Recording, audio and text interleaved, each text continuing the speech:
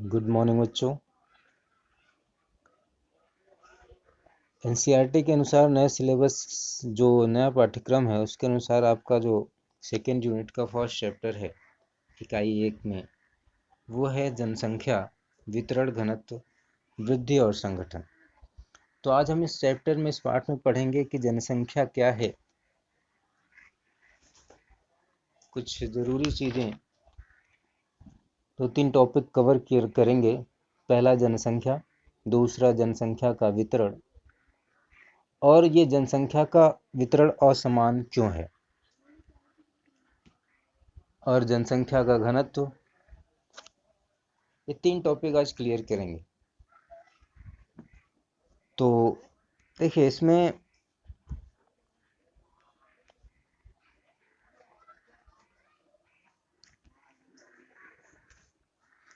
लोग किसी देश के अत्यंत महत्वपूर्ण घटक होते हैं।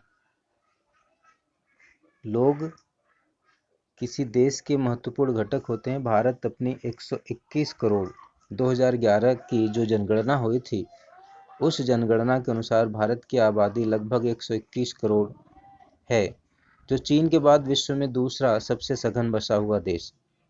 भारत की जनसंख्या उत्तरी अमेरिका, दक्षिण अमेरिका और ऑस्ट्रेलिया की कुल मिलाकर जनसंख्या से भी अधिक है। प्रायः यह तर्क दिया जाता है कि इतनी बड़ी जनसंख्या निश्चित तौर पर इसके सीमित संसाधनों पर दबाव डालती है और देश में अनेक सामाजिक आर्थिक समस्याओं के लिए उत्तरदायी। तो जनसंख्या क्या है? जनसंख्या, भारत के विचार से आपको क्या अनुभूति होती है? क्या यह केवल एक क्षेत्र है? क्या यह लोगों के सम्मिश्रण को प्रकट करता है? क्या यह शासन की निश्चित संस्थाओं के नियंत्रण में रह रहे लोगों से बसा हुआ एक क्षेत्र है? तो किसी देश में निवास करने वाले व्यक्तियों की संख्या को जनसंख्या कहते हैं।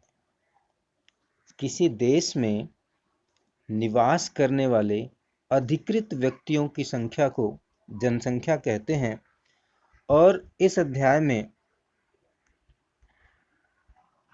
जनसंख्या का जो आंकड़न गणना है, जनसंख्या की गणना, वो 1872 में सबसे पहले शुरू की गई थी। हमारे देश में जो जनगणना हुई थी वो सबसे पहले, भारत की पहली जनगणना 1872 में हुई थी, किंतु पहली संपूर्ण जनगणना 1881 ईस्वी में संपन्न हुई थी। तो इस तरह हम एक बात समझते हैं कि जनसंख्या क्या है। किसी निश्चित क्षेत्र में या किसी देश की सीमा के अंदर निवास करने वाले अधिकृत व्यक्तियों की संख्या को जनसंख्या कहते हैं। और भारत जैसे देश में प्रत्येक 10 वर्षों के बाद जनसंख्या की गणना की जाती है, जिसे जनगणना कहते हैं। भारत में पिछली जनगणना जो हुई थी सन 2011 में हुई थी, जिसके अनुसार भारत की जनसंख्या 121 करोड़ के लगभग है। जनसंख्या का वितरण चित्र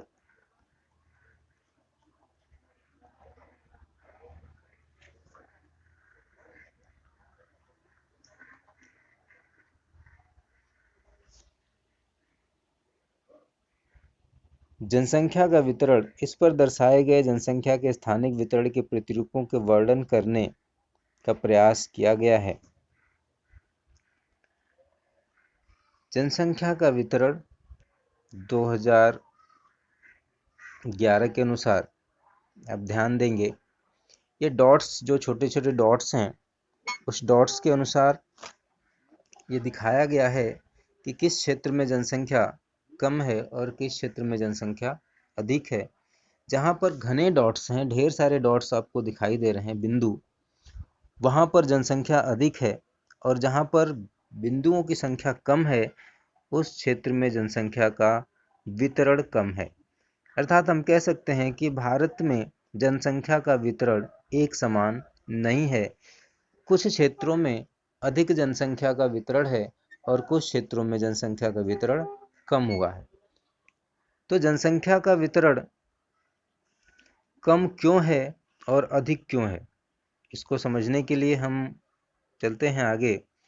यहाँ पर देखिए एक मात्रक दिया गया है, एक बिंदु बराबर 2 लाख व्यक्ति, अर्थात एक बिंदु जो इस मानचित्र में आपको दिखाई दे रहा है वो एक बिंदु 2 लाख व्यक्तियों को प्रदर्शित करता है। इस तरह से इस बिंदु को काउंट करके या गिन करके हम किसी राज्य की जनसंख्या का पता लगा सकते हैं।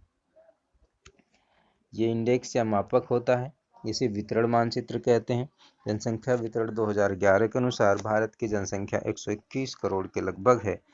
इस वितरण मानचित्र में आप ध्यान से देखिए, जो पर्वतीय क्षेत्र हैं, जैसे जम्मू कश्मीर की बात करें, ये जम्मू कश्मीर की बात करें, हिमाचल प्रदेश, उत्तराखंड, अरुणाचल प्रदेश,